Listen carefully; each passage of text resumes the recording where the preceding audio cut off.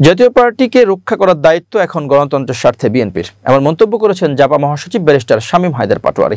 সম্প্রতি একটি বেসরকারি টেলিভিশনের টক শোতে অংশ নিয়ে তিনি কথা বলেন। শামীম পাটোয়ারী বলেন, অনেকেই জাতীয় পার্টিকে নিষিদ্ধ করার কথা বলছেন, যদিও বিষয়টি ইতোমধ্যে স্থিমিত হয়ে গেছে। এজন্য আমরা বিএনপিকে ধন্যবাদ জানাই, কারণ তারা এখনো সেই ফাঁদে পা দেয়নি। তিনি বলেন, যদি জাতীয় পার্টি নিষিদ্ধ হয়ে যায় এবং আওয়ামী লীগের প্রতিও নিষেধাজ্ঞা থাকে, তাহলে নির্বাচনী মঞ্চে বিষয়টি প্রভাব ফেলবে মূলত 3 রাজনৈতিক দলের উপর। এক্ষেত্রে আসনের ভাগাভাগি হতে পারে 200 বিএনপি, 50-50 অন্যান্য।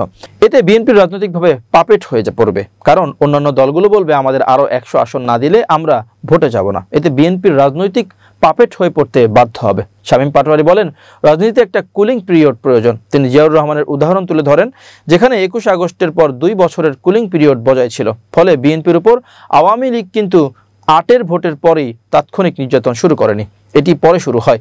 এই কুলিং পয়েন্টটাই বাংলাদেশে এখন খুব দরকার।